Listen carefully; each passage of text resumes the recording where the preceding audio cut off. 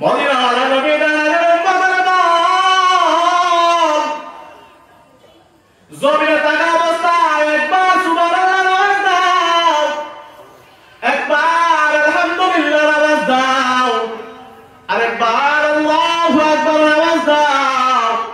আল্লাহ রাব্বুল আলামিন জানিয়ে দেন আসমান থেকে জমিন পর্যন্ত মধ্যখানে যে জায়গাগুলো ফাঁকা আছে ফাঁকা, আল্লাহ রাব্বুল আলামিন একবার সুবহানাল্লাহ, একবার আলহামদুলিল্লাহ, একবার আল্লাহু আকবার বদৌলতে আল্লাহ তাআলা তোমার আসমান জমিনের মধ্যবর্তী জায়গাগুলো সওয়াব দ্বারা পরিবর্তন করে দেয়।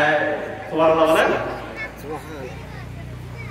হযরত আবু হুরায়রা থেকে বর্ণিত, হযরত আবু হুরায়রা বলেন যে ব্যক্তি নাকি জমিনে থাকা অবস্থায় একবার সুবহানাল্লাহ আওয়াজ দেয়, ওই আরশের পাশে একটা পিলার আছে, পিলার, যে পিলারটা নাকি সুবহানাল্লাহ আওয়াজ শোনার পরে লাফাইতে থাকে, লাফাইতে থাকে। যখন নাকি পিলারটা লাফাইতে থাকে এমনি আল্লাহ রাব্বুল আলামিন ডাক দিয়ে বলে, পিলার তুমি কেন লাফাও? এমনি পিলারটা জবান খুলে যায়। পিলার ডাক দিয়ে বলে, মালিক ওই যে সাতটার মধ্যে কুরআন আলোচনা হয়, তোমার বান্দারা মাহফিলে বসে সুবহানাল্লাহ আওয়াজ দেয়, আল্লাহ রাব্বুল আলামিন তোমার বান্দারা মাহফিলের মধ্যে বসে আলহামদুলিল্লাহ আওয়াজ দেয়। আল্লাহ রাব্বুল আলামিন তোমার বান্দার জিকিরের কারণে আমি পিলার সহ্য করতে পারি না, যার কারণে আমি পিলার লাফাইতে আছি, লাফাইতে আছি। আল্লাহ রাব্বুল আলামিন ডাক দিয়ে বলে, পিলার আমার বান্দাকে দেখতে কিনা?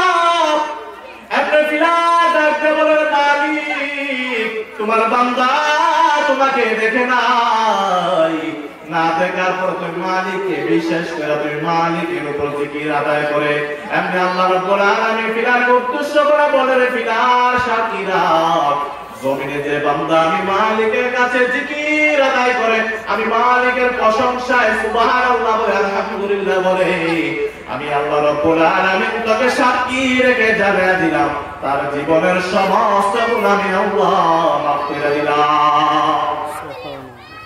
अल्लाह अल्लाह क्या मुबारक नाम है, अल्लाह अल्लाह आशिकों का काम है, अल्लाह अल्लाह इसे शीरीन सुनाम, शीर शंकर मी कुनुद जहान तमाम, अल्लाह अल्लाह तू मेरा माशूक है, अल्लाह अल्लाह तू मेरा